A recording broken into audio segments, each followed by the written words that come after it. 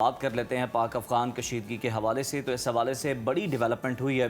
पाकिस्तान और अफगानिस्तान के दरमियान जंग बंदी हो गई है और दोनों ममालिक के दरमियान दोहा में कतर और तुर्की की सालिसी में मुज़ाकरात हुए हैं, जिसमें दोनों ममालिक ने आइंदा चंद दिनों में मजीद मुलाकातें करने और अमन इस्तेहकाम के लिए मुस्तकिल मैकेनिज्म बनाने पर इत्तेफाक कर लिया है। जी बिल्कुल। और वज़ीर दिफा ख्वाजा आसिफ ने पाकिस्तान और अफ़गानिस्तान के दरमियान जंग बंदी मुआहदे की तस्दीक की है। उन्होंने कहा है कि दोनों हमसाया मुल्क एक दूसरे की सरजमीन का एहतराम करें और अफ़गानिस्तान से दहशत गर्दी का सिलसिला फिलफौर बंद हो। नायब वज़ीर आज़म और वज़ीर ख़ारजा इसहाक डार ने मुआहदे को दुरुस्त समत में उठाया और कहा कि पहला मुस्बत कदम इसको करार दिया जा रहा है और ये भी वाज़ेह किया है कि अफ़गान सरजमीन से पाकिस्तान के ख़िलाफ़ दहशत गर्दी के सद्देबाब के लिए इक़दामात ज़रूरी हैं। मज़ीद जानी नुकसान से बचने के लिए तमाम मुमकिना इक़दामात पर अमल दरामद नागुज़ीर है और आइंदा इजलास में ठोस और काबिल तस्दीक मॉनिटरिंग मैकेनिज़्म के क़याम पर भी बात होगी। तज्ज़ियाकारों के मुताबिक मुज़ाकरात में पाकिस्तान का सबसे अहम मुतालबा मान लिया गया और अफगान सरजमीन से दहशतगर्दी बंद करने पर इत्तेफाक किया गया। पाकिस्तान ने पोजीशन ऑफ स्ट्रेंथ से मुज़ाकरात करके मुआहदा किया। अफवाज पाकिस्तान के ज़मीनी इक़दाम के बाद अफगान तालिबान पीछे हटे और मुआहदे पर मजबूर हुए। 25 अक्टूबर को तुर्की के शहर इस्तांबुल में पाकिस्तान और अफगानिस्तान के वफूद की दोबारा मुलाकात तय की गई है और मुआहदे से सबसे ज़्यादा भारत को हुई, जिसकी साजिशें नाकाम हो गई हैं। इसी मुआहदे को लेकर भारत में सफ़े मातम बिछी हुई है। जी बिल्कुल। और इसी तमाम तर सूरत हाल पर बात करने के लिए हमारे साथ मौजूद हैं दिफाई तज्ज़ियाकार air commodore retired Khalid Chishti साहब। बहुत शुक्रिया सर आपके वक्त का। वेलकम टू सुनो पाकिस्तान। सबसे पहले तो कहिएगा, ये जो पाकिस्तान और अफगानिस्तान के दरमियान सीज़ फायर मुआहदा तय पा गया, ये कितना बड़ा ब्रेक थ्रू है और ये खित्ते के अमन के लिए कितनी बड़ी पेशरफ्त है? बहुत शुक्रिया माहम और रुज़ैर आपका, आपने इनवाइट किया और वाकई ये बहुत बड़ी डेवलपमेंट है। और कुछ दिन पहले मैं अर्ज़ कर रहा था आपके प्रोग्राम पर भी कि ये हमारा चॉइस नहीं था कि हम ये आर्म्ड स्ट्राइक करें अफ़गानिस्तान में या उन भाइयों दोस्तों के ख़िलाफ़ जिनके साथ हमारा 40 साल से इतना लगाव का रिश्ता रहा है। और लेकिन ज़ाहिर है बीच में हिंदुस्तान आ गया और पहले भी मैंने कहा वो इतने बड़े पैकेज जिसको कहते हैं अफ़गानिस्तान के जो हुकूमत है उसको तो ये लफ्ज़ ठीक लगेगा, इतना इंटेंस किस्म की उन्होंने सपोर्ट ऑफ़र की, बहुत ज़्यादा इंफ्रास्ट्रक्चर, एम्बुलेंसें और ज़ाहिर है कैश और बहुत ज़्यादा चीज़ें ऑफ़र की, जिसकी वजह से ऑल टुगेदर माहौल हमारे ख़िलाफ़ हो गया। यहाँ तक कि अफ़गानिस्तान के वही फॉरेन मिनिस्टर जो बचपन से लेकर 9 साल की उम्र से लेकर जवानी तक पाकिस्तान में रहे और फिर बाद तालिबान की हुकूमत की पहली हुकूमत का हिस्सा बने 1996 में, उनको भी लगा कि ये जो बजाय ये दूसरे वतन का साथ देते जिसने उनको हाउस किया था, बड़ा किया था, जवान किया था और अपनी स्ट्रगल के लिए सपोर्ट किया था जो उससे लड़ रहे थे, वो उन्होंने हिंदुस्तान के साथ लॉयल्टी कर ली। सबसे बड़ा खतरनाक एलिमेंट वही था जो आपने जिक्र किया कि हिंदुस्तान नहीं चाहता था कि ये अंडरस्टैंडिंग या एक कोऑपरेशन डेवलप हो, क्योंकि जितनी टेंशन हमारे वेस्टर्न बॉर्डर पर रहेगी, हिंदुस्तान ईस्टर्न साइड पर उतना ही कंफर्टेबल रहेगा। हमारे पास उतने बिना में रिसोर्सेज ही हैं ट्रेडिशनली कि हम उसको पैसों के मुकाबले में हिंदुस्तान से मुकाबला कर सकें। हमने जिस चीज़ से मुकाबला किया है वो कीमत हमने चुकाई, या कीमत हमने डिक्लेयर की अफगान तालिबान को कि अगर आप हमारे खिलाफ ये करेंगे और हम ये कुछ आपके खिलाफ करेंगे। और ये पहली दफ़ा हुआ है कि हमने एक प्यूनिटिव पनिशमेंट की स्ट्राइक की और इतनी ज़्यादा कॉस्ट, जिसको मैं हिंदुस्तान के मुकाबले में भी कहता था, मई के महीने में एक लफ्ज़ यूज़ करता था कि हमने प्रोहिबिटिव कॉस्ट इम्पोज की उन पर कि अगर आप हमारे खिलाफ आएंगे तो हमारी ये काबिलियत है और ये सलाहियत है और ये हमारा हौसला है। दो ही चीज़ें चाहिए होती हैं माहम और रुज़ैर, आप मेरे ख्याल समझ रहे होंगे इस बात को। एक आपका हौसला चाहिए होता है, लेकिन उससे पहले आपकी काबिलियत होती है। काबिलियत बहुत मुल्कों के पास होती है, हौसला कम होता है। मई के महीने में देखिए हिंदुस्तान की काबिलियत हमसे 3 गुना ज्यादा थी, लेकिन जहां हौसला आता है वो आपकी कमजोरी को या कम काबिलियत जो होती है उसको कवर कर लेता है। लेकिन ये कभी नहीं होता कि आप में हौसला ना हो और आपकी काबिलियत को कवर कर ले, वो ऑपोजिट नहीं होता। यानी हौसला जो होता है वो कंपनसेट कर सकता है, काबिलियत आपके हौसले को कम सपोर्ट नहीं कर सकती। तो हमने दिखाया मई महीने में अल्हम्दुलिल्लाह यही अब हमने दिखाया। ये मिस कैलकुलेशन की थी तालिबान ने और उसके पीछे भी सपोर्ट यही थी। हिंदुस्तान ने उनको कहा था कि हम जो हाजिर हैं हम हर चीज देंगे, लेकिन ये भूल गए कि उसका बॉर्डर नहीं मिलता। बिल्कुल सब चीज़ देंगे लेकिन हौसला जो है वो कहाँ से लाएंगे? खालिद साहब, एनालिस्ट जो हैं वो ये कह रहे हैं कि अफवाज पाकिस्तान के जो ज़मीनी इक़दाम हैं, यानी पाकिस्तान ने पहले जो है वो पोजीशन स्ट्रॉन्ग की, जवाबी जो काउंटर अटैक है वो अफगानिस्तान पे करके और फिर जब अफगानिस्तान घुटनों पे आया, फिर जो है वो मुज़ाकरात की मेज़ पर पाकिस्तान आया और मुआहदे पर मजबूर हुआ अफगानिस्तान। ये पाकिस्तान की कितनी बड़ी कामयाबी और ये कितनी ज़बरदस्त स्ट्रेटजी है, इसको भी ज़रा बयान कीजिएगा। जी, ये बिल्कुल देखिए, हमारे पास चॉइस कोई नहीं रह गई थी। अक्सर मैं कहता हूँ कि ये दुनिया में हमें पाकिस्तान के आर्म फोर्सेस को, मैं अपना एज ए फाइटर पायलट आपको बता सकता हूँ कि मेरे 35 साल करियर का सबसे मुश्किल वक्त वो था जब एक नौजवान फाइटर पायलट शहीद हुआ। हम उसका डेड बॉडी या जनाजा लेकर उसके जब घर गए तो उसकी वालदा को, बहन को और भाई को जो आप रैप की हुई बॉडी पाकिस्तान के झंडे में हवाले करते हैं, वो आपके करियर का सबसे मुश्किल लम्हा होता है। क्योंकि वो सवाल उठ रहे होते हैं, जब वो पूछते नहीं है, वो सवाल उठ रहे होते हैं कि मेरा 21 साल का बच्चा, मैंने तो आपको चलता फिरता हवाले किया था और आपने पाकिस्तान के झंडे में वापस किया है। ये जवाब देना उन आंखों को जो ज़ाहिर नमदार होती हैं, उनको देना बड़ा मुश्किल होता है। और यही हमारे पर हो रहा था। रोजाना की बुनियाद पर जनाजे उठ रहे थे, फैमिलीज कीमत दे रही थी। इसको उस वक्त भी मैंने सजेस्ट किया था कि टैक्टफुली हमें इंडिया को खामोश कराने के लिए एंगेज करके एक, जिसको कहते हैं ना, पोजीशन ऑफ स्ट्रेंथ से हमें ये डील करनी चाहिए, एग्रीमेंट करना चाहिए। अल्हम्दुलिल्लाह मैं शुक्रगुजार हूँ अल्लाह ताला का कि हो गया ये, क्योंकि सबसे बड़ी रुकावट वही थी। एक और हिंदुस्तान शायद मुश्किल पेश आई, वो आपके व्यूअर्स को आइडिया मैं देता चलूं, वो था चाबहार पोर्ट का।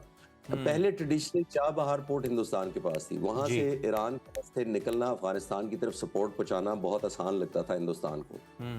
कुदरत का करना आपके सामने ऐसा हुआ कि अमेरिकन प्रेसिडेंट ने उस पर बंद कर दी डेवलपमेंट, उसको बंद कर दिया इंडिया के लिए, जिसकी वजह से एक नई इशू हिंदुस्तान के लिए ये आई थी कि मदद कहाँ से दे। उन्होंने कोशिश पूरी की है उनको मोटिवेटेड रखने की और इंसेंटिव बहुत ज्यादा देने की, लेकिन ये बहुत अच्छी हमारे हक में हुई है बात, क्योंकि हमने इसको लाए हैं कंक्लूड करके अपने रिजॉल्व, और अपने जो हमने मैसिव डिस्ट्रक्शन की है, और वो फोकस थी बाय द वे। और आखिरी एक जुमला जरूर बोलता चलूं, अगर आप पूछेंगे इसको, तो एक और प्रोपेगेंडा किया जा रहा था कि पाकिस्तान निहत्ते शहरियों को भी टारगेट कर रहा है, या औरतों को, और परसों ये था कि कुछ क्रिकेटर मारे गए उनके। तो मैंने कंफर्म किया है अल्हम्दुलिल्लाह कल एयर हेडक्वार्टर की टॉप लीडरशिप से पाक फिजाइया की, तो उन्होंने कहा कि हमने मैसिव, जिसको कहते हैं ना, पेट्रोलिंग करके, सर्वेलेंस करके, डाटा डेवलप करके और गैदरिंग करके सारी इंफॉर्मेशन हम टारगेट करते हैं। हम इम्पल्सिव किसी को टारगेट नहीं किया हमने, और एक एक टारगेट चुनकर वेरीफाई होता है, और 100 टारगेट जब हमें मिलते हैं तो शायद 5 या 10 क्लियर होते हैं अटैक के लिए, जो 100% वेरीफाई हो चुके होते हैं। ये भी मैं समझा क्लियर करता चलूं। सही, ज़बरदस्त। अच्छा खालिद साहब, जैसे दोहा में मुज़ाकरात के बाद हम देख रहे हैं कि अब मामला थोड़ा बेहतर भी हो गया है, क्या पाकिस्तान और अफ़गानिस्तान के दरमियान मुस्तकिल अमन कायम हो जाएगा, कि अब अफ़गानिस्तान से दहशतगर्दी हो सकती है या नहीं हो सकती, अभी भी चांसेस हैं? देखिए माहम, पूरी तरह 100% तो उनके कंट्रोल में भी नहीं है, और वो 100% करना भी नहीं चाहती जो तालिबान। यहाँ पे 2 सेगमेंट है, एक है TTA तहरीके तालिबान अफगानिस्तान, और एक है TTP। जो A है और P है, उनके दरमियान एक लेवल ऑफ अंडरस्टैंडिंग भी है, क्योंकि उन दोनों का सर्वाइवल है ही सिर्फ वॉर फाइटिंग के ऊपर। एक बात तो ये जिससे बेहतरी की उम्मीद नजर आती है, वो ये है कि 70% जो ट्रेड है जो अफगानिस्तान का, वो पाकिस्तान के रास्ते से है।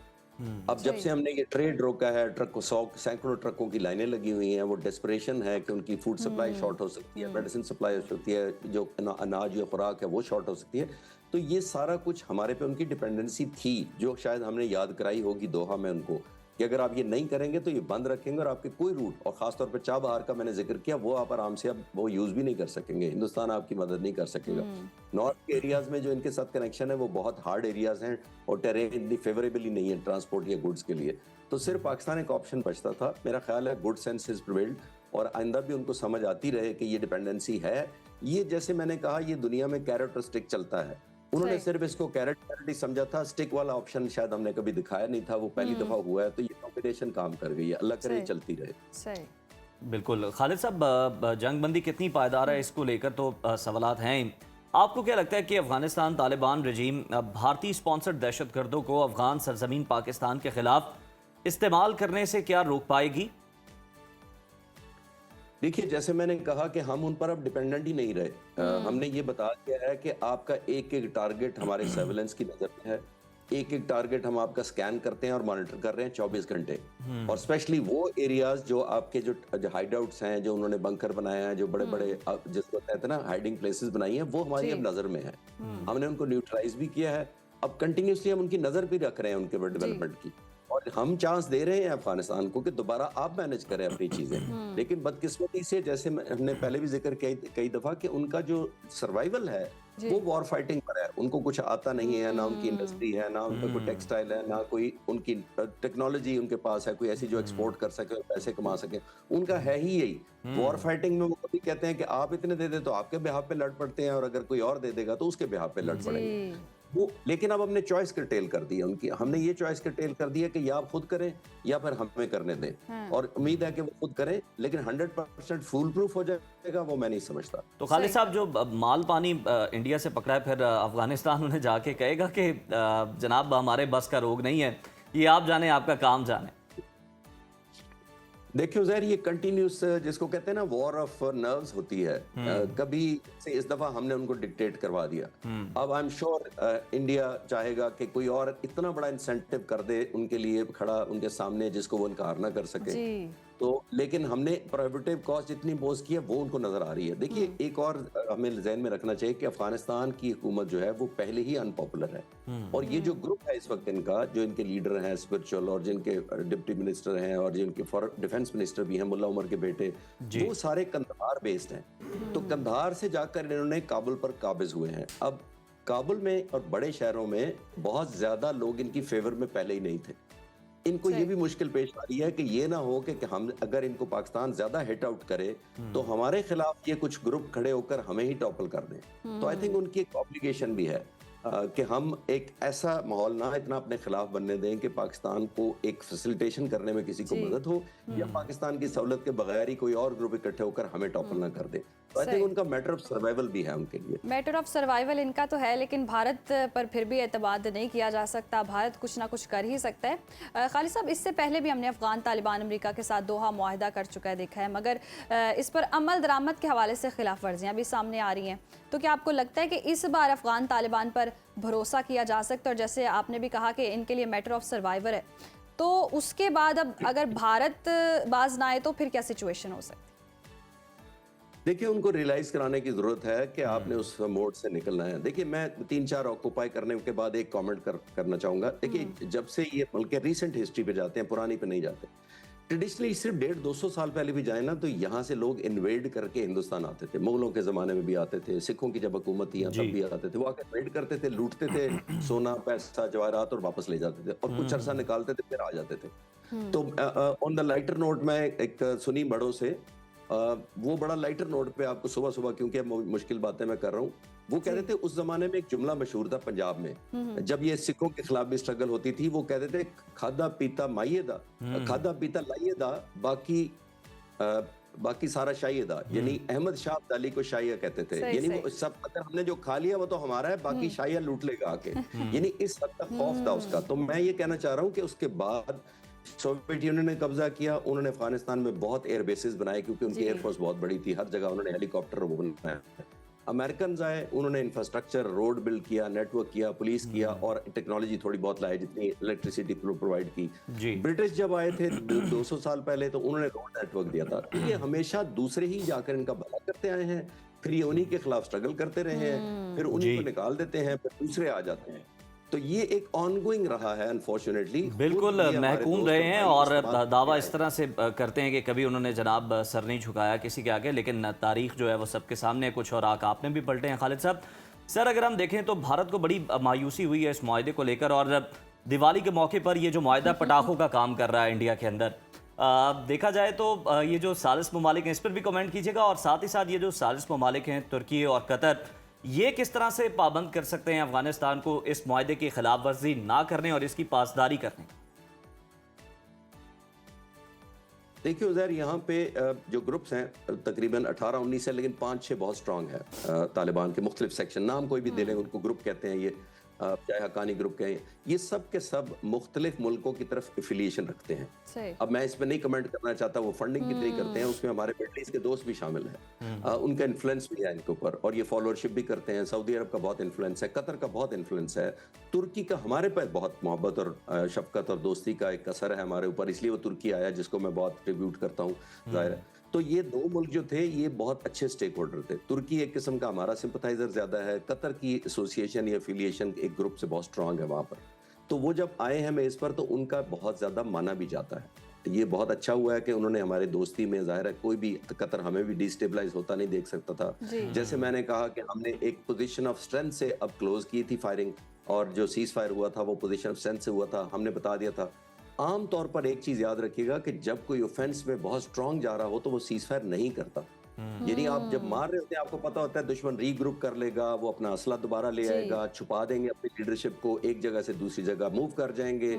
तो जो उनका एडवांटेजेस पोजीशन पे होता है वो सीज फायर नहीं करता। पाकिस्तान ने फिर भी बड़ा दिल दिखाकर सीज फायर किया कि लोग ये ना कहें, हुकूमत ना कहे, हमारे जो तुर्की और कतर के दोस्त हैं वो ये ना कहने कि जी आप बंदी नहीं कर रहे। कैपेबिलिटी वाइज हमें नहीं रुकना चाहिए था, टेक्निकल ग्राउंड्स के, मैं military strategy point of view से कह रहा हूँ, लेकिन फिर भी हमने अगेंस्ट मिलिट्री स्ट्रैटेजी काम किया कि नहीं, हमें बड़ा बनना चाहिए। अगर वो मुल्क हमारे साथ दोस्ती में भाई आना चाहते हैं तो टेबल पर बैठ जाएं। ये देखिए 2 दिन के बाद अगर ये कंटिन्यू होता तो ये हमारे लिए नेगेटिव था कि उन्होंने अपनी लीडरशिप को रीलोकेट कर लेना था, अपने एसेट्स को 2 दिनों में निकाल लेना था, रीलोकेट कर लेना था, लेकिन फिर भी हम सारे उन पर नजर रखे हुए थे थ्रू आउट। यकीनन फाइनली एक अच्छा मुआहिदा हुआ है। बहुत शुक्रिया खालिद चिश्ती साहब आपके वक्त का, और इस मुआहिदे से अब देखें अमन ही अमन होगा होपफुली, जो हम सूरत हाल देख रहे हैं। लेकिन अफ़गान तालिबान रजीम पर अभी भी कुछ ना कुछ शकूक शुबहात हैं, क्योंकि पीछे जो है वो भारत है, और भारत से हम कुछ अच्छा एक्सपेक्ट कर नहीं सकते। और यस, अभी इस मुआहिदे से